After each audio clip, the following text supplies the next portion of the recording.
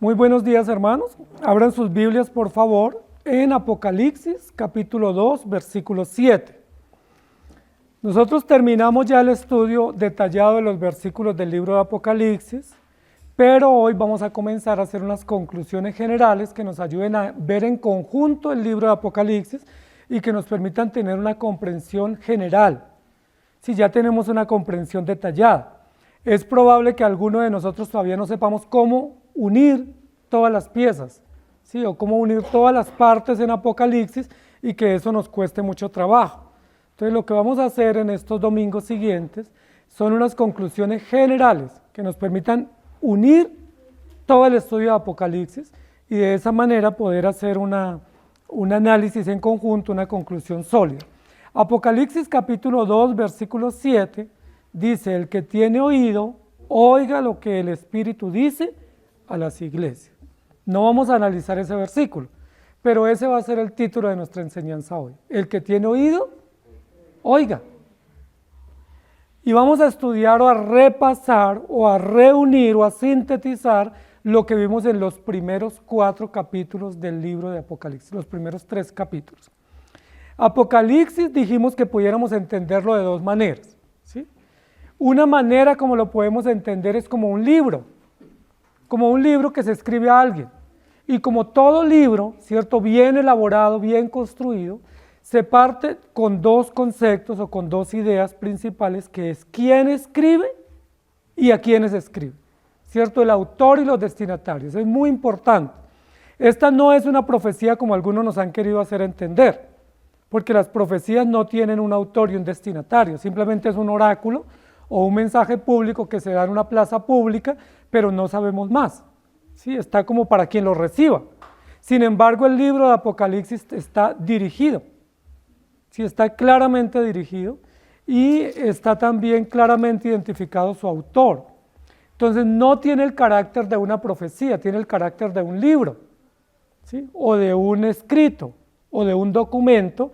No es una carta, epístola como el género epistolar de Pablo, pero sí es una carta amplia, es una carta bien robusta, pero que tiene unos destinatarios específicos. Cuando uno abre en Apocalipsis capítulo 1, versículo 4, dice: Juan a las 7 iglesias. Es decir, ahí se nos define, o se nos aclara, o se nos da por sentado que este mensaje tiene unos destinatarios directos o unos destinatarios inmediatos, que la carta no es una carta general para cualquiera, sino que esta es una carta, un libro dirigido específicamente para 7 iglesias de Asia en el momento, ¿sí? En el primer siglo, que están claramente identificadas con nombre, con lugar, con ubicación geográfica y aún con su pastor o su líder responsable. Entonces esto es bien importante. Entonces Apocalipsis no es una profecía general. Apocalipsis es un libro, ¿sí?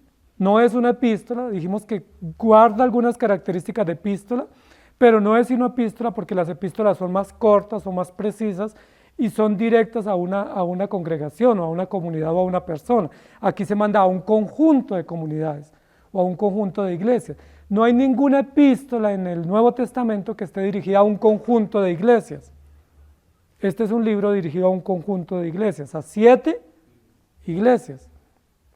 Las epístolas de Pablo dice Pablo a la iglesia en Roma, o Pablo a la iglesia en Éfeso, o Pablo a la iglesia en Filipos.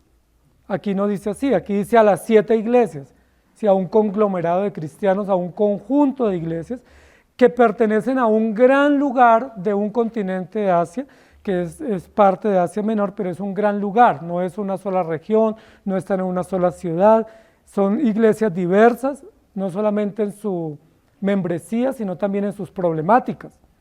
Estas iglesias tienen diversas problemáticas.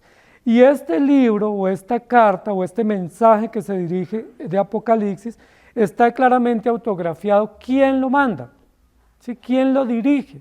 No es difuso o confuso para nosotros saber quién lo escribió. El capítulo 1, versículo 1 dice: la revelación de Jesucristo que Dios le dio, ¿a quién? A Juan, para que él la hiciera extensiva a las iglesias de Asia Menor, para que la dejara por escrito y llegara hasta nuestros días. ¿Cuál es la primera línea del libro de Apocalipsis? La revelación de Jesucristo. Eso es lo importante que se nos va a narrar. Entonces, ¿quién es el autor de este mensaje? Jesucristo. Jesucristo es el autor y los receptores o los destinatarios directos son las iglesias de Asia Menor. Es importante que notemos eso para que podamos seguir entendiendo lo que viene aquí en las conclusiones. Entonces, el libro de Apocalipsis, todo en su totalidad fue o tiene la autoría de Dios, o es la revelación de Jesucristo, y todo fue dirigido a las iglesias de Asia Menor. Y por supuesto, como fue dejado por escrito, nos llega hasta nuestros días. ¿Por qué estamos haciendo aclaración sobre esto? Porque muchas personas dicen que Apocalipsis es el libro del anticristo. Entonces ya dijimos que no es el libro del anticristo, es la revelación de Jesucristo. Muchos dicen que Apocalipsis es el libro del tiempo final o del fin del mundo. Ya dijimos que no, que Apocalipsis él mismo se autodenomina la revelación de Jesucristo. Entonces no es ni el libro del fin del mundo, ni es el libro del anticristo, ni es el libro de las guerras finales. No, es un libro que explicita claramente la revelación de Jesucristo.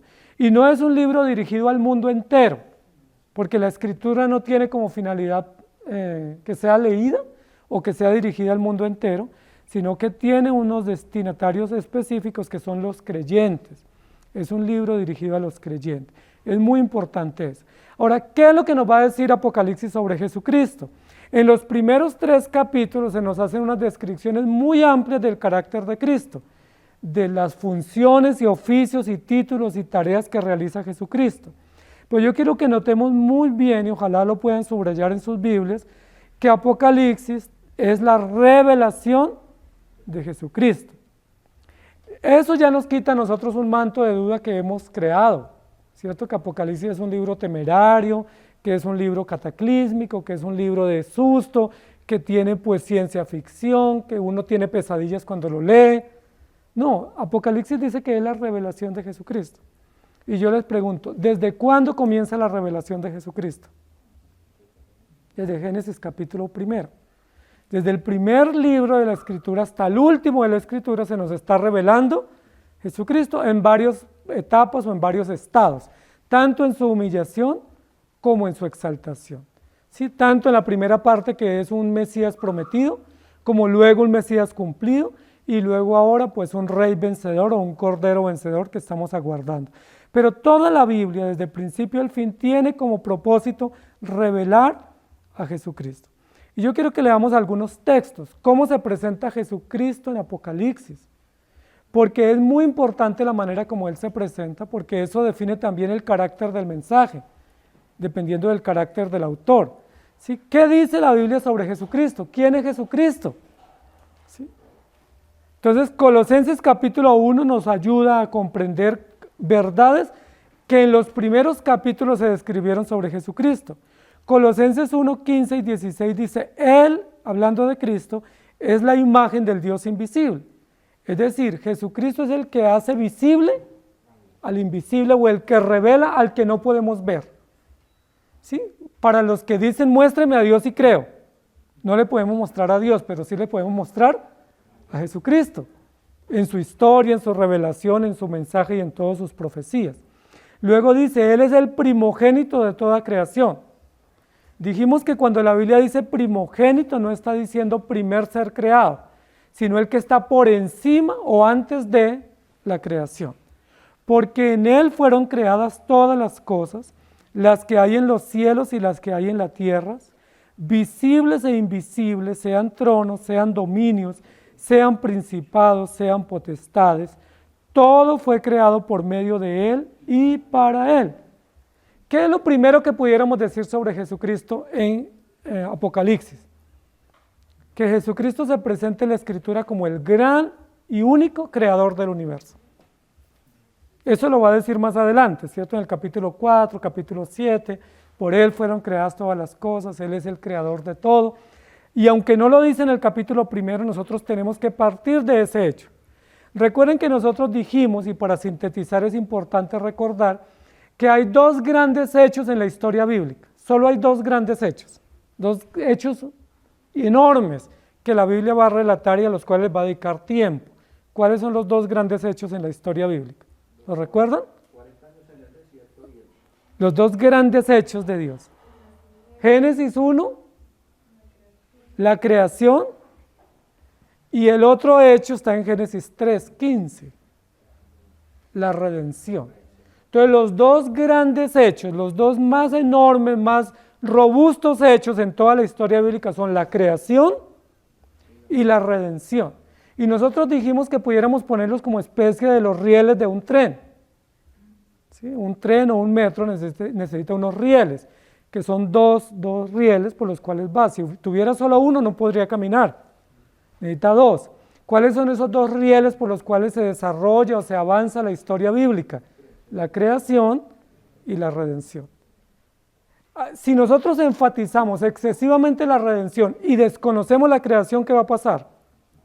No podemos entender toda la revelación, porque la revelación implica hechos visibles, implica hechos naturales, implica hechos históricos y biológicos, y el poder redentivo de Dios se hace extensivo a los hechos creados. Lo leímos en Colosenses. Él es la imagen del Dios invisible. Por Él fueron creadas, creación. Todas las cosas que hay en el cielo y en la tierra, visibles e invisibles, todo fue creado por Él y para Él. Hay personas que dicen, a mí me interesa que Jesucristo sea el Redentor, pero pues no me interesan mucho las teorías sobre la creación. No, sí nos interesa. Porque si nosotros le atribuimos la redención a Dios, pero la creación a cualquier ser, estamos en serios problemas. Porque el Redentor nuestro también se encarnó y también vivió y participó de las cosas creadas. Si decimos que la creación no nos interesa, estamos en problema, porque la creación nos interesa mucho, porque también fue hecha por nuestro Dios. Él es creador, diseñador y sustentador de todas las cosas. Salmo capítulo 33, versículos 6 y versículo 9, dice, por la palabra de Jehová fueron hechos los cielos. ¿Qué hecho estamos recordando aquí? Creación. Y todo el ejército de ellos por el aliento de su boca. Creación. Él junta como montón las aguas del mar. Creación. Y pone en depósito los abismos. Creación. Tema a Jehová toda la tierra, teman delante de él todos los habitantes del mundo. Creación. Porque él dijo y fue hecho, él mandó y existió. Creación. Los salmos, los profetas y muchos lugares de la Escritura exaltan grandemente a Dios como creador. Y por eso nosotros hemos podido comprender que todas estas situaciones que el mundo vive, pues no nos toman por sorpresa, porque Dios tiene control sobre la creación, sobre el aire, el ambiente, sobre todo lo que sucede en el mundo. Apocalipsis capítulo 1, versículos 7 y 8. Dice de la siguiente manera, he aquí viene con las nubes y todo ojo lo verá y los que lo traspasaron y todos los linajes de la tierra harán lamentación por él. Sí, amén. Yo soy el alfa y la omega, el principio y el fin, el que era y el que ha de venir, el que es el que era y el que ha de venir, el Todopoderoso. Entonces, amados hermanos, Apocalipsis, al igual que cualquier lugar de la Escritura, camina o avanza o se narra en medio de una contención de dos hechos grandes que son la creación y la redención. La creación le pertenece a Dios, Él es creador y sustentador y diseñador absoluto, pero la redención le pertenece 100% a Dios. Así como nosotros no ayudamos en la creación, tampoco ayudamos en la redención. Así como la creación es totalmente de Dios, la redención es totalmente de Él. ¿Sí me hago entender? Si alguien dice, yo ayudo para mi salvación, entonces también tuvo que haber ayudado para la creación. ¿Recuerda que le dijo Dios a Job? ¿Sí? ¿Dónde estabas tú cuando yo estaba pasando el cordel y tomando medidas de la tierra? ¿Estabas tú ahí? ¿Tú me diste consejo de cómo diseñar el universo? ¿Tú me diste orientación? ¿Tú fuiste mi ayuda para que el diseño fuera así como está? Y la respuesta es en absoluto. No estuvimos ahí. Nosotros mismos somos objeto de la creación de Dios. Somos seres creados, mas no creadores. Segunda de Corintios, capítulo 1, versículo 20. Porque todas las promesas de Dios son en Él sí y en Él amén. Y por medio de nosotros para la gloria de Dios. Y luego en Apocalipsis 1:5 dice, y de Jesucristo el testigo fiel, el primogénito de los muertos, el soberano de los reyes de la tierra, el que nos amó y nos lavó de nuestros pecados con su sangre. ¿De qué hecho está hablando ahora Apocalipsis 1:5? Redención. ¿Sí me hago entender? Creación y redención van juntos y es la manera como lo podemos entender. De hecho, hay un texto en la Biblia que dice que el que no crea que Jesucristo vino en carne, pues no es salvo, porque no cree verdaderamente en Jesucristo. Hay muchas sectas que creen que Jesucristo es un espíritu, ¿sí? O que Dios es un espíritu que no tiene nada que ver con la creación, que es simplemente como una idea mística o una noción o una fragancia, pero que Dios no tiene nada que ver con la creación. Y la Biblia dice que Él es el creador, que Él es el sustentador, que todo existe y subsiste por Él. Y aquí en el versículo 1, capítulo 1:5 de Apocalipsis, dice que Él, que es Dios creador y sustentador, también nos lavó con su sangre, es decir, es nuestro Redentor.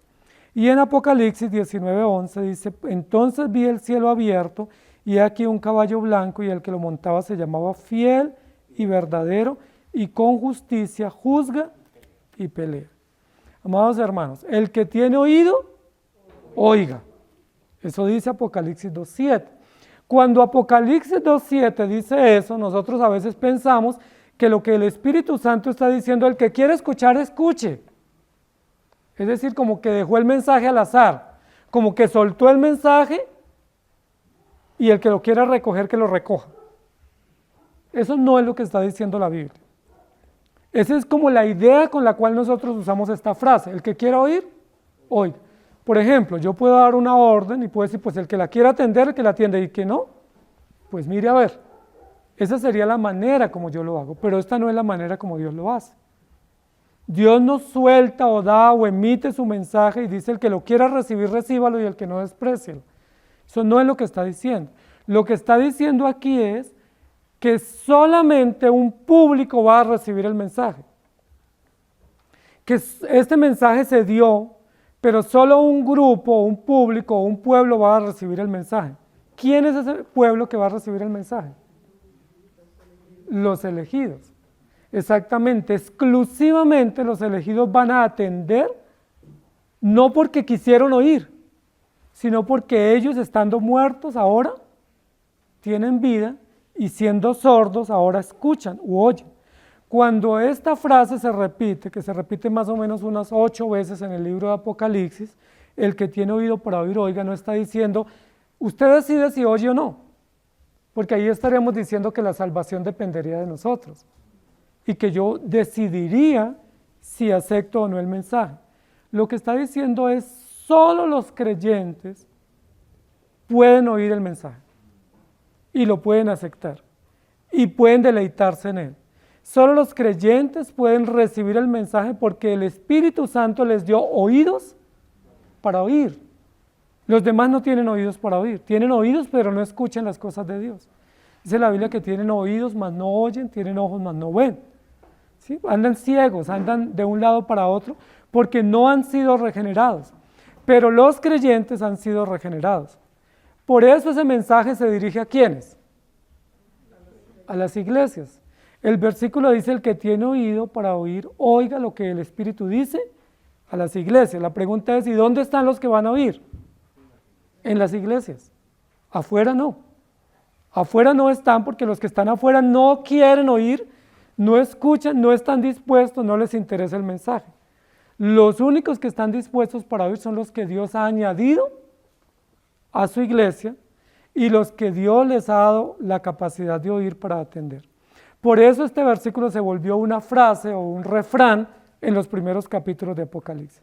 Si ustedes miran al final de cada mensaje, la frase que se repite a título como de estribillo es esa, el que tiene oído para oír, oiga. Es decir, cada iglesia se le reitera eso. Ustedes están escuchando, ¿por qué? Porque Dios les dio oídos para oír. Ustedes no están aquí como sordos. Ustedes no están aquí como indiferentes. De hecho, si ustedes están aquí es porque les interesa. no vinieron por casualidad o no vinieron por azar o no están aquí en el lugar equivocado. ¿Por qué estamos aquí? Porque el Espíritu Santo nos trajo, porque el Espíritu Santo nos regeneró, porque Él nos dio oídos para oír. Entonces, la respuesta a esta frase sería: todos los creyentes tenemos oído para oír y no vamos a echar por tierra ninguna de las palabras que Dios ha dicho. Porque si alguno de ustedes dijera, eso que dijeron hoy no me interesa, ¿qué es lo que estaría diciendo? Que no tiene oídos para oír, que no ha sido regenerado y que no le importa lo que se dijo hoy, pero si se leyó las Escrituras nos tiene que importar. Si se leyó la Escritura nos tiene que interesar, porque Dios ya nos dio oído para oír. Recuerden que algunos se burlan de nosotros y nos dicen, pero es que ustedes solo leen ese libro, no tienen algo más para leer. Ustedes solo se guían por la Biblia. ¿Sí? Ustedes, ¿por qué no se abren un poco y tienen un pensamiento más amplio?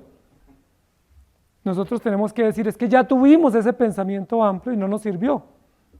¿Sí? Antes andábamos en la senda ancha, con libre pensamiento y no nos funcionó. Estábamos en miseria, en desesperanza y no teníamos paz. Pero ahora que Dios nos dio oídos para oír, nosotros nos guiamos solamente por el libro. ¿Recuerden que así llamaron a los creyentes en algún momento de la historia? Los del libro, ¿sí? O los del camino. Y esas menciones son hermosísimas porque hablan de lo que nosotros creemos. A nosotros también nos debieran llamar los del camino y nos debiéramos llamar los del libro. Somos la gente del libro, no somos los de la revista, ¿sí? No, somos los del libro inspirado, los del libro revelado, porque nosotros nos guiamos solamente por el Señor. Yo he escuchado que personas que dicen que a veces los creyentes parecieran como de los caballos, ¿sí? Que los caballos les ponen así unas ojeras o tapaojos para que solo miren hacia adelante y no se distraigan. Si ustedes parecen como esos caballos que los adiestran y que no los dejan caminar y mirar otras opciones. Y nosotros tenemos que reconocer que eso es verdad. La palabra nos ha adiestrado, nos ha instruido para que caminemos por sus sendas y para que no nos desviemos. Entonces, lo primero que vamos a decir hoy es: el que tiene oído, oiga. ¿Oiga qué? Porque nosotros podemos decir, yo tengo oído y yo puedo oír lo que quiera, y de hecho puedo poner la oreja para escuchar lo que hablan los demás. ¿Se acuerda que la Biblia nos habla que Sara estaba poniendo la oreja detrás de la tienda? ¿Y se acuerdan las consecuencias? ¿Sí? ¿Se acuerdan que también Rebeca estaba poniendo la oreja? Y Raquel, cuando estaban hablando y ella salió corriendo. ¿Se acuerda que Rebeca, cuando Isaac le dijo a su hijo que le trajera la bendición, ¿se acuerda qué estaba haciendo? Entonces, muchos de nosotros nos gusta poner la oreja, ¿sí? Y oír. No es eso lo que estamos diciendo. La Biblia no está diciendo el que tenga oído para oír, oiga todo lo que pueda y ponga cuidado a lo que los demás hablan y después cuente. No, eso no está diciendo la Biblia. La Biblia no está diciendo que oigamos todo. De hecho, la Biblia nos habla de saber escuchar o de ser selectivos en lo que oímos. Aquí lo que está diciendo es: el que tiene oído para oír, oiga la revelación. Y es bien importante eso. Recuerden que hemos dicho que Apocalipsis va a usar básicamente dos sentidos externos en toda la construcción, ¿cierto? El oído y la vista, ¿sí? Recuerden que en muchos lugares Juan dice, yo vi y oí. Aquí está hablando o haciendo énfasis en el oír, pero no oír cualquier cosa, porque eso que oímos con facilidad generalmente nos causa daño. Les voy a decir lo siguiente: si ustedes quisieran recordar cosas bonitas que les han dicho a ustedes, posiblemente les cuesta trabajo. Y a veces uno dice, es que nadie me dice nada bonito, ¿sí? Es que yo no recuerdo ningún detalle de nadie para mí. Pero si quisiéramos recordar ofensas, ¿les vienen rápido a la mente, al corazón? O por ejemplo, cuando van a celebrar aniversario con su esposa, de pronto usted dice, pero mi esposa no me dice nada, pero sí me ofende todos los días. ¿Por qué? Porque nosotros somos muy prestos para oír y guardar lo que nos duele, o que lo que nos afecta, o lo que no conviene. ¿Sí? Guardamos todo lo que no nos conviene y eso lo atesoramos. Pero ¿qué cosas no somos fáciles para guardar? Lo que conviene. Lo que conviene no somos prontos para oír. Y la Biblia dice en el libro de Santiago que seamos prontos para oír, tardos para hablar y tardos para airarnos. Entonces, amados hermanos, cuando la Biblia dice aquí, el que tiene oído para oír, no es oiga cualquier cosa, cualquier rumor, cualquier comentario. Lo que está diciendo es oiga la revelación de Dios. ¿Y dónde se escucha la revelación de Dios? En su palabra, en las escrituras, en la iglesia, en los devocionales, en los cultos que hacemos en el hogar, en los tiempos de estudio, es donde nosotros oímos la revelación. Entonces repasemos, el que tiene oído para oír, oiga la revelación de Dios. ¿Cuál es la meta que este año debemos ponernos para oír? ¿Qué debemos ponernos como meta? Oír la palabra de Dios, siempre. Leerla en voz alta, estar siempre en los lugares donde se escuche y se comente la palabra de Dios, poner en práctica la palabra, porque cuando la Biblia habla de oír, no solamente habla de escuchar sonidos, sino está hablando aquí de escuchar o atender al mensaje, atender la revelación. Hebreos 4:12 nos da la razón. ¿Por qué debemos oír la revelación de Dios? ¿Por qué era tan importante que Juan la escuchara, que Juan la registrara y que Juan la transmitiera? Recuerden que dijimos que Apocalipsis también se puede entender como un culto, ¿sí? Que se da en el día del Señor y que tiene todos los elementos de un culto, una liturgia, donde Juan públicamente ministra a través de la palabra a los creyentes de Asia Menor. Hebreos 4:12 dice, porque la palabra de Dios es, ese no lo sabemos, ¿cierto? Es viva y eficaz y más cortante que toda espada de dos filos y penetra hasta los huesos y los tuétanos y discierne los pensamientos y las intenciones del corazón. ¿Por qué debemos oír solo la palabra de Dios?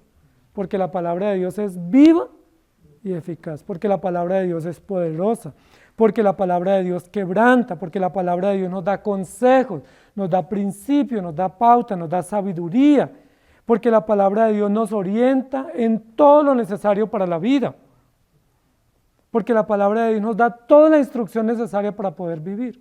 Lo que Juan le está diciendo aquí a las iglesias es, Dios va a hablar. Escuchen, pónganse en un buen lugar, pónganse cómodos, estén atentos, porque Dios va a hablar. Y hay un texto en Habacuc que dice que cuando Dios habla, toda la tierra guarda silencio, ¿sí? O toda la tierra guarda atentamente sus palabras. Lo que Juan nos está diciendo aquí es, si Dios es el que va a hablar y nos va a dar su revelación, y los destinatarios son los creyentes tienen que estar atentos para escuchar. Porque normalmente nos suele pasar que decimos, yo no sabía que la Biblia decía eso, o yo no sabía que debía actuar de esa manera, pero la palabra de Dios es poderosa. Yo les pregunto, ¿ya comenzaron a leer la Biblia este año? ¿O apenas hoy? Se están estrenando. Ya debemos llevar 3 días de lectura, ¿cierto? ¿Por qué? Porque hoy es el tercer día de este nuevo año. Y la palabra de Dios es viva y eficaz. Mateo 28:20. Jesús dijo, enseñándoles que guarden todas las cosas que yo os he mandado. ¿Dónde están las cosas que Dios nos ha mandado? En las Sagradas Escrituras. ¿Cómo hacemos para enseñarle a otro lo que Dios nos ha mandado si no las leemos? Si no las meditamos, si no las escudriñamos, si no las ponemos en práctica. Y Él dice, he aquí yo estoy con vosotros todos los días hasta el fin del mundo. Amados hermanos, hay mucha literatura para leer, posiblemente hay libros que están atrasados en nuestra biblioteca que no los hemos podido consultar, pero hay solo un libro que no podemos aplazar la lectura. La palabra de Dios. Los demás libros pueden aplazarse. Pudiéramos esperar un poco, pudiéramos tener intervalos en su lectura, si son necesarios para nuestro trabajo, nuestro conocimiento, pero solo hay un libro que no podemos dejar de leer, para que usted sea el creyente del libro, y es la palabra de Dios. En Juan capítulo 2, versículo 24 y 25 dice, pero Jesús mismo no se fiaba de ellos, porque conocía a todos, y no tenía necesidad de que nadie le diese testimonio del hombre, pues él sabía lo que había en el hombre. ¿Sí? Estamos describiendo el carácter de Dios en Apocalipsis y en la Biblia. Y Hebreos 4:13 dice, y no hay cosa creada que no sea manifiesta en su presencia, antes bien todas las cosas están desnudas y abiertas a los ojos de aquel a quien tenemos que dar cuenta. Y en 1 Corintios 15:25 dice, porque preciso es que él reine hasta que haya puesto a todos sus enemigos debajo de sus pies.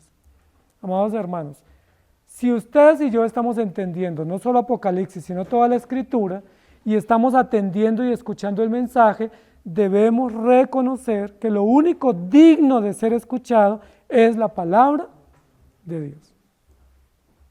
Lo único digno de poner atención, de prestar atención, de guardar silencio, de estar atentos es la palabra de Dios. La Biblia da muchas instrucciones donde dice, cuando vienes al lugar santo, acércate para oír. ¿Sí recuerdo? Acércate. ¿Por qué? Porque a veces cuando uno se queda en la parte de atrás se distrae. O a veces uno trae distractores. ¿Sí? Y la Biblia dice, no, si tú vienes al santuario, aquí es un santuario, acércate. No te da temor acercarte para que puedas guardar atención o prestar atención a lo que se está diciendo. La Biblia también dice, si tú vienes al santuario, sé reverente. Algunos pueden tener una postura reverente por cuestiones religiosas solamente, pero la Biblia no nos está enseñando pautas religiosas, lo que nos está enseñando es principios prácticos.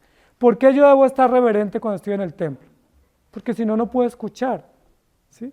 ¿Por qué debo hacerme adelante o llegar a tiempo? ¿Por qué? Para poder prestar atención y poder sacarle provecho a todo lo que yo estoy leyendo, a todo lo que estoy aprendiendo, y de esa manera demostrar que yo tengo oídos para oír. Y porque recuerden que el culto no termina cuando se da la bendición. Recuerden que nosotros estamos en un culto interminable. ¿Cuándo termina nuestro culto terrenal? Cuando el Señor nos llame a su presencia. Aquí estamos en un culto constante. No es terminó el culto, me voy a hacer lo mío. No, estamos en un culto constante, y en ese culto constante Dios nos dio pautas. 6 días trabajarás en culto a mí, rindiéndome culto en el trabajo, en la gratitud, en el esfuerzo, en la mayordomía, pero un día descansarás rindiéndome culto también de confianza y de adoración. Apocalipsis 19:15. De su boca sale una espada aguda, de la boca de Dios, para herir con ella a las naciones, y él las regirá con vara de hierro, y él pisa el lagar del vino del furor de la ira del Dios Todopoderoso. De la boca de su boca sale una espada aguda. Eso también se dijo en Apocalipsis 1, ¿sí? Cuando está la descripción del que es semejante al Hijo del Hombre. Dice, de su boca sale una espada aguda. Y dijimos que la espada es la palabra de Dios, lo dice Efesios capítulo 6 también.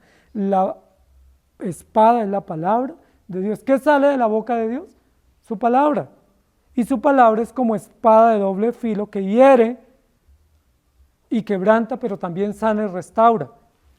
Entonces, amados hermanos, el que tiene oído para oír, oiga la revelación. Y la revelación de Dios está en toda la Escritura y aún en su creación, y fue dada a las iglesias de Asia Menor. Algunos piensan que estas 7 iglesias son 7 periodos, que eran simplemente iglesias del momento, pero que no es un mensaje permanente para nosotros. Algunos piensan que era simplemente una manera de demostrar como etapas en la historia, pero no es lo que la Biblia nos presenta. Lo que la Biblia nos dice es que el mensaje de las 7 iglesias es el mensaje a todo el pueblo de Dios. ¿Por qué Asia Menor y no Israel? Israel está en Asia también, pero en el Asia Oriental. ¿Por qué no Israel? Porque recuerden que el gran desarrollo de la iglesia del primer siglo fue en Asia. Porque recuerden que después del año 70 de la persecución, todos los creyentes salieron por todos los lugares del mundo conocido, Mesopotamia, Alejandría, pero también Asia Menor. ¿Y dónde fue que hubo mayores resultados de la expansión de la iglesia? En Asia Menor. Prácticamente por ahí murieron varios de los apóstoles, por ahí estuvieron los 4 viajes misioneros de Pablo. La expansión estuvo bajo la cubierta del Imperio griego y Imperio romano. Y recuerden que el Nuevo Testamento fue escrito en griego.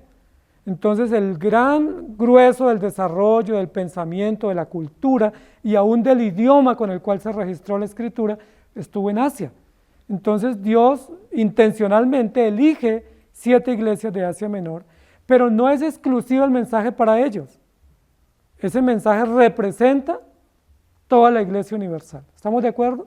Recuerden que hemos dicho que Apocalipsis usa muchas figuras de números, pero que esos números no son ni cabalísticos, ni son enigmáticos, ni son simplemente pues para nosotros seguirles el hilo, sino más bien que esos números representan verdades o perfecciones o aspectos del carácter de Dios.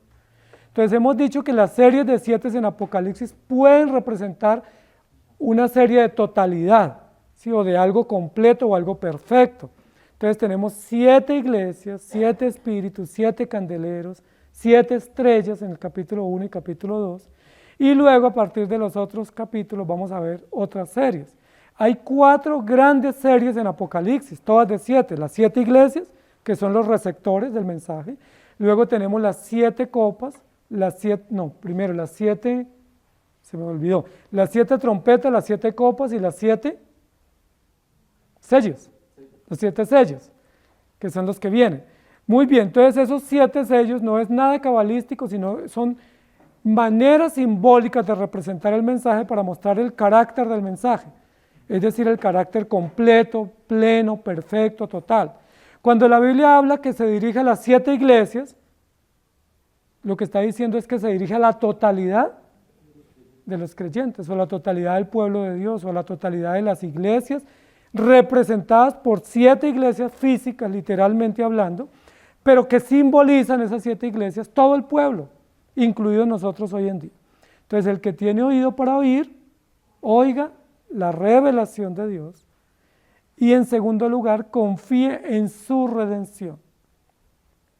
Recuerden que una de las razones principales por las cuales el libro de Apocalipsis fue escrito, o fue dado, mediante una visión a Juan, y quedó por escrito, es para llamar fuertemente la atención a los creyentes de esas iglesias, incluidos nosotros, a confiar en la redención. Es muy importante eso, porque algunos dicen que el libro de Apocalipsis es un libro de mucho miedo, pero otros que tienen mayor objetividad en la lectura, podemos decir que el libro de Apocalipsis es uno de los libros de mayor esperanza. Esperanza en medio de persecución, hostilidad, de muchas situaciones peligrosas, pero que tenemos esperanza. ¿Y en qué se basa la esperanza del creyente? ¿Cuál es la razón de la esperanza nuestra? La obra redentiva de Cristo a nuestro favor. Si ustedes no tuvieran la garantía de la salvación, yo les pregunto, ¿ustedes iniciarían este año con esperanza? ¿Qué sentimientos tuvieran ustedes al iniciar un nuevo año? Exacto, mucha angustia. Ya nos están diciendo que la pandemia no termina, sino que sigue. Ya nos están diciendo que este virus está mutando y que vienen otras variables posiblemente más letales que la que tenemos. Ya nos están diciendo que la vacuna que iniciaba en enero posiblemente se va a aplicar en el 2022 o se terminará de aplicar en el 2022. Ya nos están diciendo que hay efectos colaterales con las vacunas. Ya nos están diciendo, o sea, ¿qué pasaría si no tuviéramos la esperanza en Cristo? Estaríamos llenos de angustia, de incertidumbre, no sabríamos si este año va a ser más duro que el año pasado, estaríamos con mucha angustia. Y esa es la constante del hombre sin Cristo. Si han visto las noticias, ya en lo que va corrido del año, apenas 48 horas hay una cantidad de muertos por accidentes. No murieron en la pandemia, no murieron por realidades naturales, sino por accidentes de tránsito. ¿Por qué? Y uno dice, ¿por qué la gente está desenfrenada?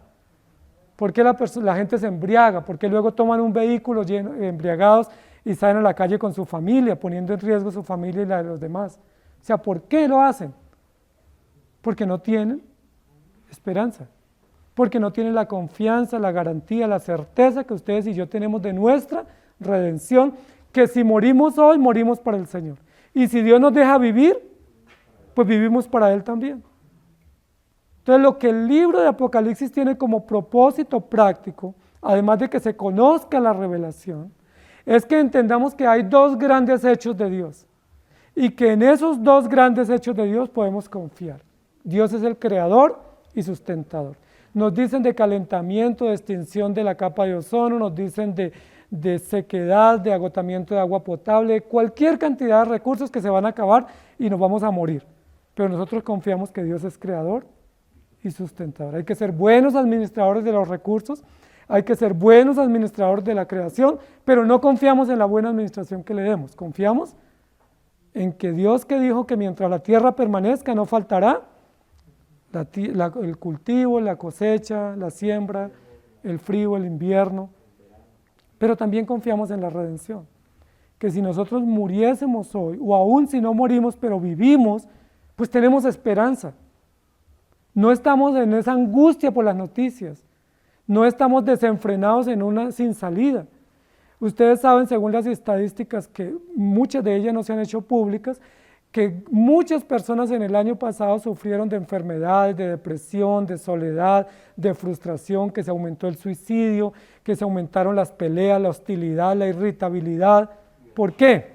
Pues por el encierro, por la presión por la economía, por la angustia por las noticias, uno no saber qué va a pasar mañana. La pregunta es, ¿usted sabe qué va a pasar mañana? Ustedes y yo sabemos quién tiene el control del mañana.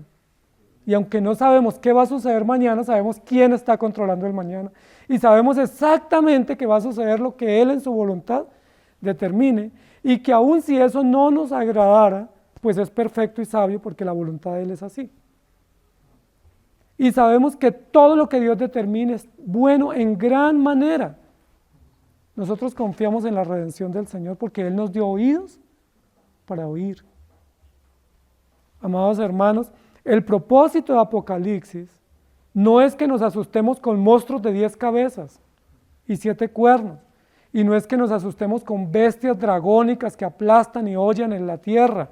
El propósito de Apocalipsis es que tengamos confianza en Jesucristo, el Cordero vencedor, que tengamos esperanza. Él está con nosotros, no importa cuántas bestias hayan, no importa cuántos dragones se levanten, no importa cuántas serpientes, cuántas falsas fornicarias se levanten, no importa, nada de eso importa para el creyente. ¿Saben por qué?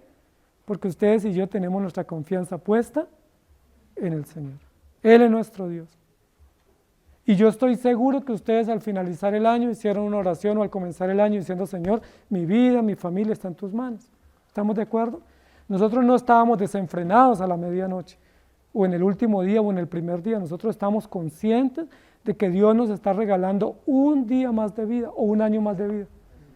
Y que si nos está regalando un día, un año más de vida, es porque Él tiene un propósito. Y que ese propósito lo debemos cumplir. Y parte de ese propósito es que confiemos en Él. Yo no sé si la economía este año se ponga más difícil o no. Eso yo no lo sé. Pero lo que yo sí sé es que Él es nuestro proveedor. Yo no sé si la salud se ponga más compleja en este año o no. Nos anuncian que estos primeros meses van a ser terribles. Eso es lo que nos anuncian. Yo no sé si así será. Y si así es, nuestra confianza está en el Señor. Porque Él es el que nos ha dado la vida. Él es el que nos ha dado la existencia y debemos ser sabios, por supuesto. No estamos llamándole responsabilidad. Estamos diciendo que debemos ser muy responsables, muy cuidadosos de todos los medios que Dios nos ha dado, pero que nuestra confianza debe estar cimentada únicamente en el Señor. Cuando la Biblia llama la atención, y ustedes lo pueden leer después en casa, a las 7 iglesias, el Señor se presenta como el que yo conozco, ¿cierto? Dice, yo conozco tus obras, tu arduo trabajo, tu angustia, tu cansancio, tu esfuerzo, tu diligencia, pero en otros les dice, yo conozco que ni eres frío ni caliente. ¿Sí? En el otro les dice, yo conozco que te llamas que estás vivo, pero estás muerto. Es decir, Él conoce todo. ¿Sí? Él conoce todo y no podemos pretender engañarlo. Pero también dice la Biblia de Filadelfia, que es la única iglesia de las 7 de la cual se habla bien, dice, yo conozco que no has negado mi nombre y te has mantenido fiel. Amados hermanos, el gran reto que tenemos como creyentes es confiar en el Señor, porque todos los días se pone a prueba nuestra fe. Dios y las circunstancias ponen a prueba nuestra fe para que nosotros le neguemos. Y hay muchas maneras como podemos negar al Señor, no solamente de palabras, sino de hechos, también con omisión, de muchas maneras podemos negar al Señor. Pero Jesús dice de Filadelfia, yo conozco que no te has avergonzado de mí. Yo conozco que no has negado mi nombre y yo conozco que tú me has seguido en medio de.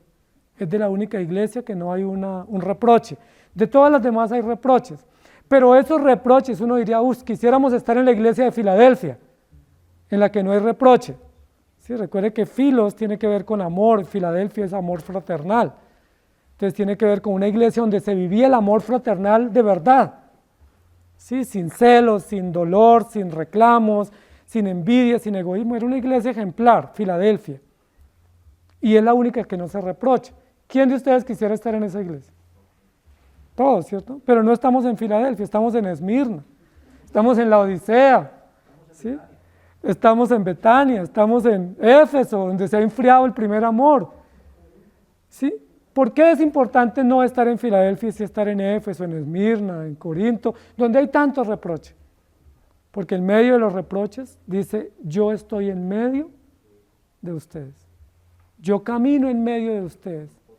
Y yo soy el que estoy en medio. Y eso me da esperanza. Porque si estuviéramos en una iglesia perfecta, ¿qué hay de los que estamos en iglesias imperfectas? ¿Sí? Si solo Dios estuviera en la iglesia perfecta, pues aquí no va a estar, porque esta sí que es imperfecta.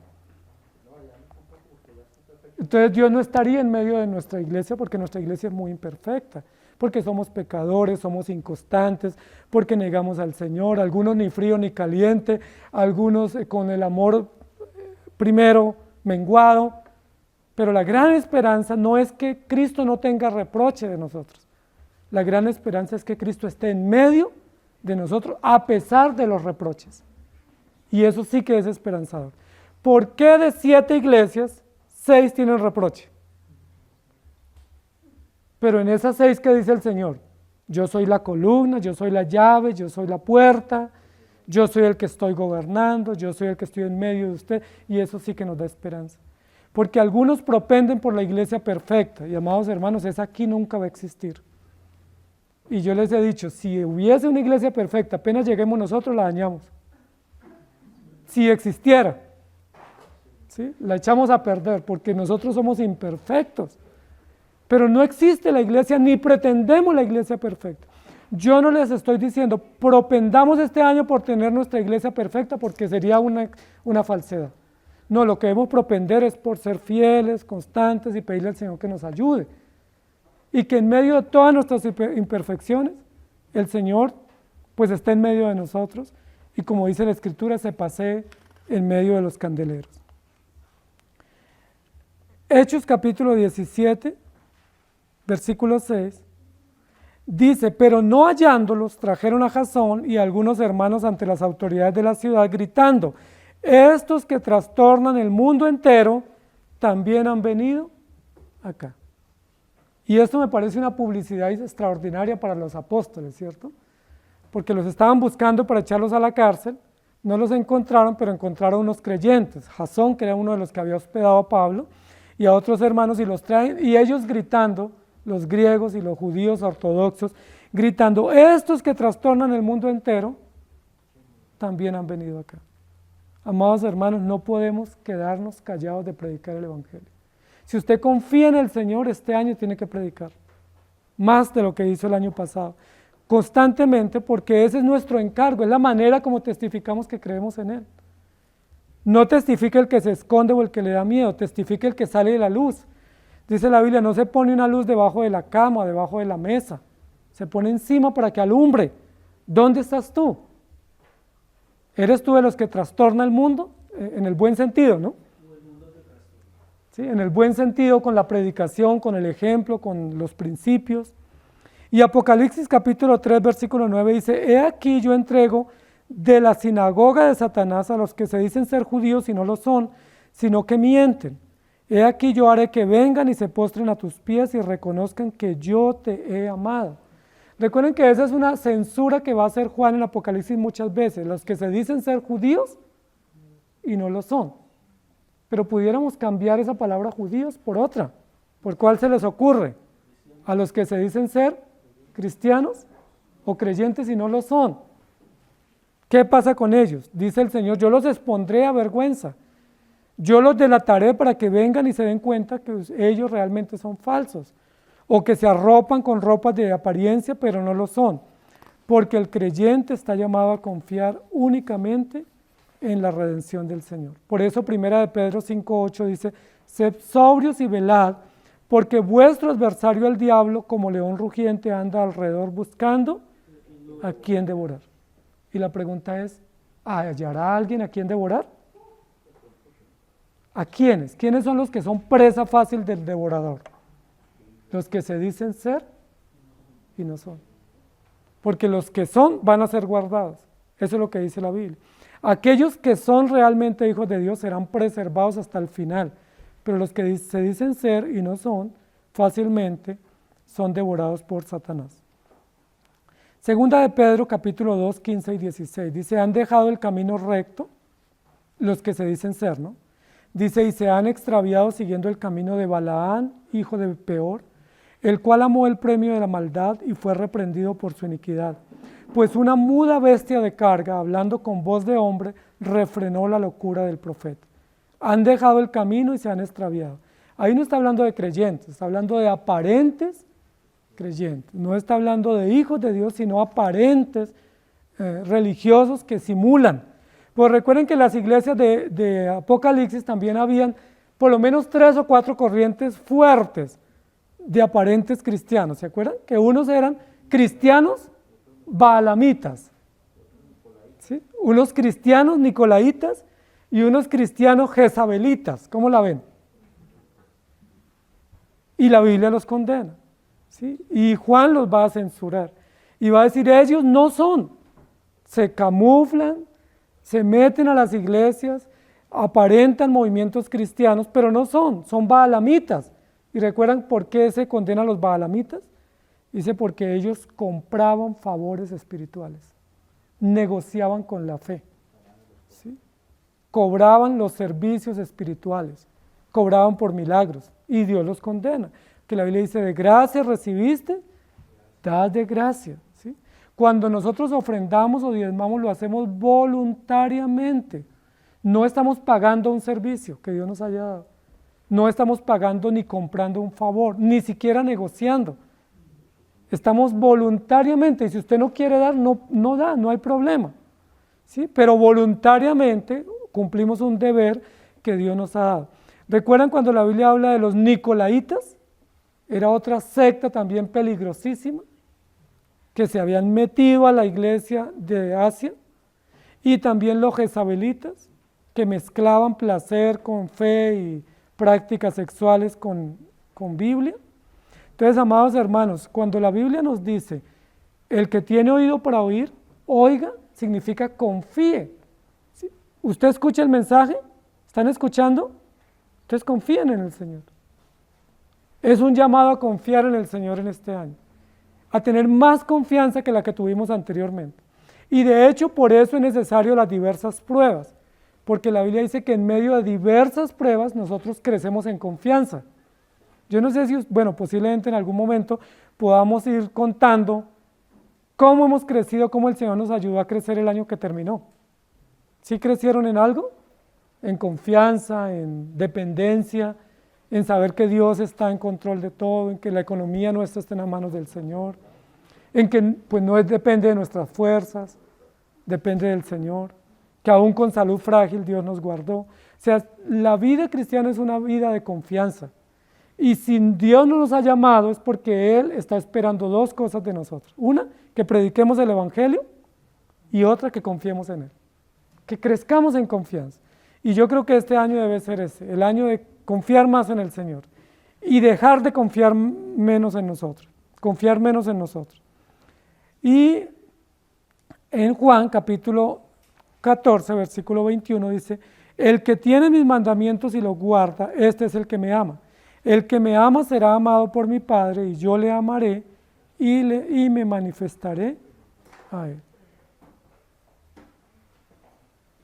Yo le amaré. El que me ama guarda mis mandamientos. Amados hermanos, yo sé que ustedes aman al Señor. Yo no tengo duda de eso. Yo lo sé. La pregunta es, ¿están guardando sus mandamientos? los estamos poniendo en práctica, los estamos considerando cada momento, nos estamos guiando por esos principios, porque puede ser que estemos tomando la Escritura solo para la fe eterna, pero no la Escritura para el día a día, para confiar en cómo hacer negocios, cómo tomar decisiones, cómo educar a nuestros hijos, cómo relacionarnos con el prójimo. Entonces, el que tiene oído para oír, oiga su revelación, confíe en su redención y cumple su obligación. Su obligación. Entonces, una frase nos va a salir hoy. El que tiene oído para oír, oiga toda su revelación, confíe en su redención y cumpla su obligación. Cuando el Señor le habla a las iglesias, a todas las iglesias, a excepción de Filadelfia, les dice, hay algo mal en ustedes. Es todo un diagnóstico, ¿cierto? Es toda una radiografía de cómo está la iglesia, y el Señor no omite lo que está mal.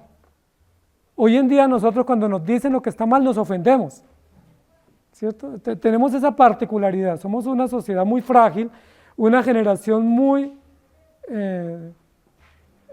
indolente, que no puede aceptar ningún reparo, ¿cierto? Si alguien le dice a uno, mire, todo estuvo bien, pero ya nos ofendemos. ¿Sí? Eso nos incomoda, pero el Señor tiene la autoridad, la obligación, el derecho de decirnos con claridad y con precisión lo que está mal, y no nos tenemos por qué ofender. Si el Señor me dice lo que está mal, ¿qué debo hacer? Reconocer y corregir y aceptarlo. Porque es la manera como vamos a crecer, y Dios, que es el médico por excelencia, el que nos da el diagnóstico por excelencia, nos tiene que decir y nosotros tenemos que aceptar. Todas las iglesias, ustedes lo pueden mirar, dice, tengo contra ti. ¿Sí? Y uno dice, pero si hay tanto reproche, ¿por qué el Señor vive en medio de la iglesia? Porque Él es fiel a sus promesas, porque Él lo prometió y porque Él no puede ser inferior a su carácter. Pero Él está en la obligación de decir, por tanto, arrepiéntete. Miren que a varias de las iglesias el Señor le dice, a algunos les dice, haga un examen retrospectivo. ¿Sí? Mire desde dónde has caído. Revisa, examina, tómate el tiempo y examina de dónde has caído. Toma el tiempo y revisa desde dónde has perdido tu fervor, tu furor espiritual, tu ánimo, tu gozo, tu deleite. Examina y arrepiéntete. En ninguna de las iglesias el Señor admite justificaciones, porque nosotros siempre tenemos justificaciones. No es que el año pasado pasó esto, es que esto y aquello y tengo justificaciones. Pero el Señor dice solamente reconoce desde dónde has caído y arrepiéntete. Y a varias de las iglesias les dice y hazlo pronto, porque yo vengo y espero que cuando vuelva encuentre las cosas en orden, encuentre la iglesia en orden. Al Señor le interesa nuestra fidelidad, le interesa nuestra constancia, nuestra perseverancia. Al Señor le interesa nuestra santidad, no porque Él dependa de nosotros, sino porque ese es su propósito en la redención. El propósito en la redención es que tener un pueblo santo y un pueblo firme y un pueblo constante. Y si no estamos siéndolo, pues necesitamos corregir. La Biblia va a censurar en las iglesias algunas iglesias que eran endebles, eran blanditas, ¿sí? Que no eran fuertes, que no eran robustas, que no estaban sólidas, y el Señor las va a reprender. A algunas de las iglesias las reprende porque su doctrina no es buena, y se dejaban llevar fácilmente por cualquier doctrina falsa que apareciera. Pero recuerde que algunos los felicita porque son esforzados, trabajadores, abnegados, constantes, pero lo hacen por obligación. No lo hacían con entusiasmo, no lo hacían con una viva fe, con una fe nueva y vigorosa como la primera, sino porque simplemente lo hacían porque, bueno, pues hoy es domingo, tocó. ¿Sí? Pasaron la bolsa, pues toca. ¿Sí? Dijeron que hay que hacer esto, pues yo lo hago porque dijeron, muy obedientes, muy cumplidores, pero sin fervor, sin entusiasmo. El Señor va a censurar una iglesia porque dice no son ni fríos ni calientes. Y el Señor les dice, ojalá fuese frío o caliente. Ojalá estuvieses allí en un punto extremo, pero estás en un punto intermedio de neutralidad, de apariencia de neutralidad, que ni eres lo uno ni lo otro, y eso es peor, porque eso confunde más. O eres o no eres. El Señor va a censurar a muchas de las iglesias, algunas porque no se mantienen vigilantes, algunas porque son materialistas, algunas porque están con temores por situaciones políticas. Hay algunas de las iglesias que se están llevando por intereses materiales. Hay iglesias que están divididas dentro de sí mismas. Hay iglesias donde la Biblia dice que aquí dentro de estas iglesias el Señor las censura porque dice que tienen olor de muerte. ¿Sí? Hay una que dice que está ciega, sin visión, que perdió la visión, perdió la objetividad, no puede discernir los tiempos y las situaciones. El Señor tiene censura para las iglesias. La pregunta es, si Dios te examina hoy, ¿qué dice de ti? Siendo objetivos, ¿no? No vayan a decir que son los consentidos. Siendo objetivos, si Dios está pasando ahí el examen, el escáner, ¿qué dice de ti hoy? ¿Y qué dice de ti en persona, en individual? Pero ¿qué dice de nuestra iglesia en conjunto? ¿Sí? Porque este es un autoexamen que Dios hace. Y hoy también nos examina. Si Dios pasa hoy el escáner, ¿qué dice de nuestra iglesia? ¿Con cuál nos compara? ¿Con Filadelfia? Posiblemente no. Porque tenemos celos, tenemos envidias, nos quejamos, hablamos a espaldas del hermano. ¿Con quién nos compararía? ¿Con Éfeso? Quizás. ¿O quizás con la Odisea? Ni frío ni caliente. ¿O con cuál nos compararía? ¿O con Esmirna? Si Dios pasa el escáner hoy y nos dice, tengo contra ti, ¿qué haces tú? Yo por allá no vuelvo. Allá me ofendieron. Yo fui a esa iglesia y eso me echaron de todo indirecta, me echaron piedra toda la prédica, yo por allá no vuelvo.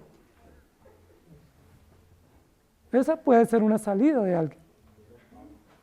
¿Sí? O buscar una iglesia mejor, ¿no? Donde esté más a mi interés. O la actitud pudiera ser, Señor, perdóname. Tú tienes algo contra mí y estás en lo correcto. Estás en lo correcto. Eso que tienes contra mí es exactamente cierto. Tú diste en el punto. Yo sí te estoy sirviendo, yo sí estoy haciendo las cosas, pero yo no las hago con entusiasmo. O yo las estoy haciendo porque veo que otros las hacen. O yo definitivamente no soy ni de aquí ni de allá, como el poeta. ¿Sí? Y necesito tomar partido, tomar posición, tomar una postura digna de reconocerse como un cristiano fiel. ¿Sí? O yo estoy acá porque pues ya me comprometí. Pero necesito reconocer. El Señor les dice, revisen, examinen y arrepiéntense. Y yo creo que la única salida, y por eso la parte final es, cumple su obligación. La obligación que todos debemos cumplir hoy es arrepentirnos. Hoy no nos vamos a decir feliz año. Hoy lo que nos vamos a decir es, examinémonos y arrepintámonos. Porque si queremos tener un año agradable o un año bueno, parte de poner en práctica los mandamientos y parte de arrepentirnos de nuestros pecados. Si queremos crecer en la fe y en el conocimiento, necesitamos entender que estamos obrando mal y que Dios tiene cosas para llamarnos la atención. Y uno diría, ¿y cuándo Dios no tiene cosas para llamarme la atención? Siempre tiene, ¿cierto?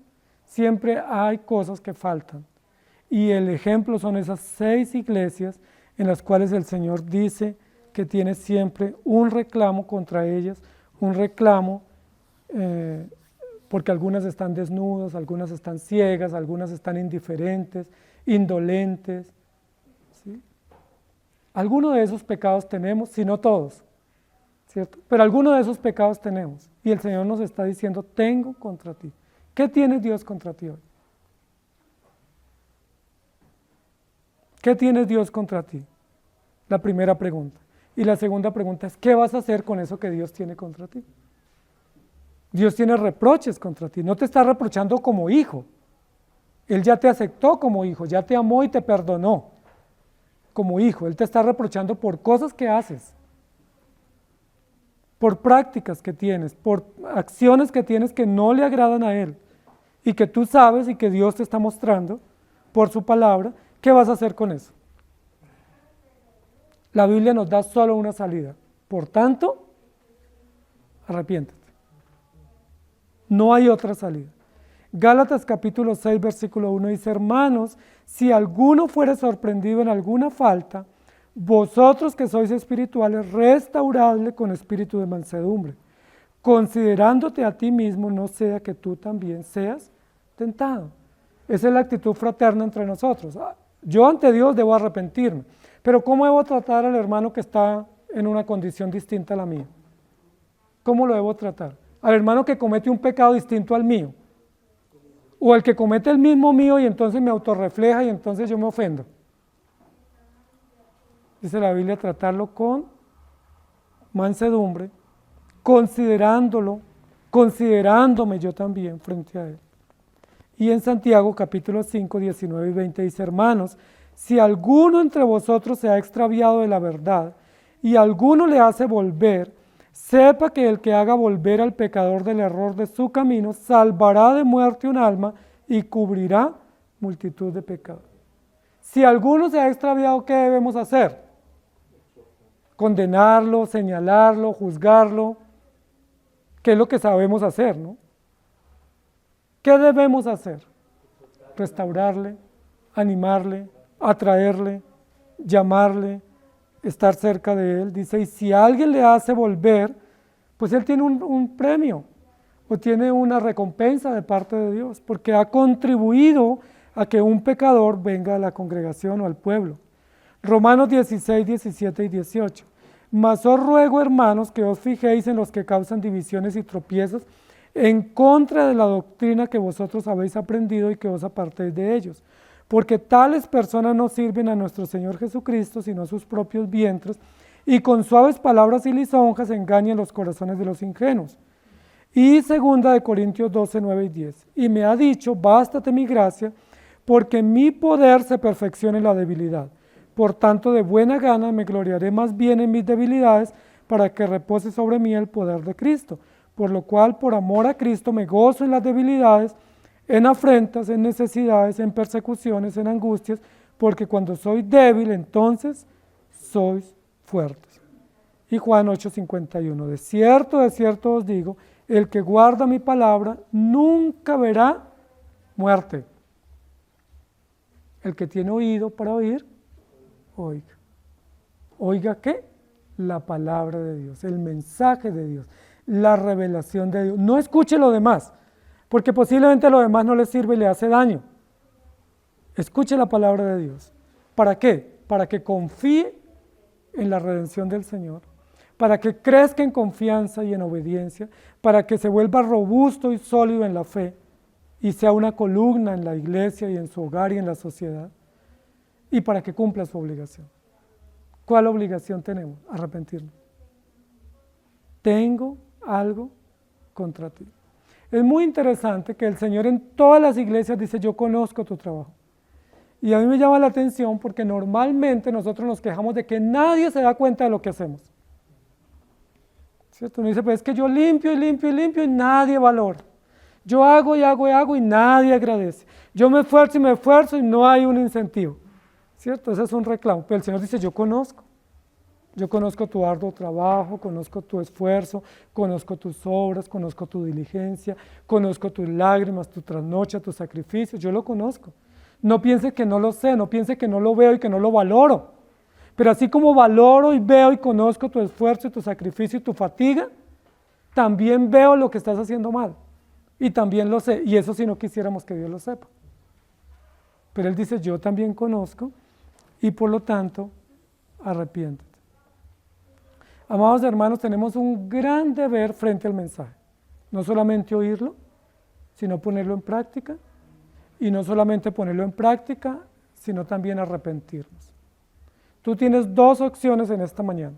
Una, arrepentirte, que es la opción lógica de los que oyen el mensaje y de los que atienden la palabra, porque no soy yo el que estoy hablando, sino la Escritura. Pero la otra opción que tenemos es ser indiferentes y decir, un domingo más, una enseñanza más y pasó por alto. Si yo soy indiferente, me estoy identificando con los que no son ni fríos ni calientes. Si soy indiferente, me estoy identificando con los que necesitaban colirio, ¿se acuerda? Porque no tenían visión. Y me estoy identificando con los que no tienen oídos para oír. Porque si ustedes tienen oídos para oír, van a escuchar la palabra de Dios, van a confiar más en la salvación que Dios les ha dado y van a procurar cada día cumplir los deberes que Dios les ha encargado. Porque eso es lo natural que Dios produce en los creyentes. El que tiene oído para oír, oiga. Amado Señor, gracias te damos por tu palabra, por ayudarnos a comprender que este libro de Apocalipsis fue dirigido a toda tu iglesia, a todo tu pueblo, a todos tus hijos que han sido redimidos por gracia, y por ayudarnos a entender que ese mensaje que tú das a la iglesia es un mensaje que es pertinente para nuestra iglesia hoy. Pertinente porque nosotros también tenemos los mismos desafíos que tenía la iglesia del primer siglo. Y tú tienes también los mismos reproches o reproches comunes a los que hiciste a estas iglesias. Yo no sé exactamente cuál es el reproche tuyo para nosotros como iglesia, para nosotros como ancianos y para nosotros como diáconos y como servidores. Pero indudablemente que tienes reproches. Estoy seguro que tienes reclamos para nosotros hoy. Y posiblemente no solo uno, sino muchos reclamos. Pero lo esperanzador para nosotros es que aún estás en medio de nosotros y te paseas en medio de los 7 candeleros. Muchas gracias, porque eso nos da gran esperanza. Te rogamos que nos ayudes a arrepentirnos no solamente hoy, sino a seguir en una actitud de arrepentimiento constante. Que no vayamos a la cama sin arrepentirnos, que no vengamos a la iglesia sin arrepentirnos, que no salgamos del culto sin arrepentirnos, que no terminemos la semana sin arrepentirnos, que no comencemos la otra semana sin arrepentirnos, porque tu palabra dice, por lo tanto, arrepiéntete mientras hay oportunidad.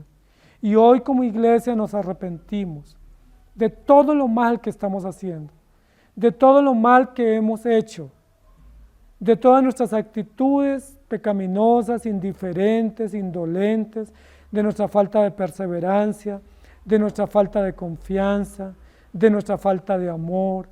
Nos arrepentimos, Señor, de nuestro materialismo.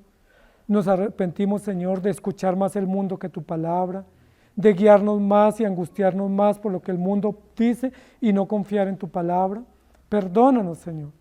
Ayúdanos a ser una iglesia que se arrepiente constantemente y se aparta del pecado.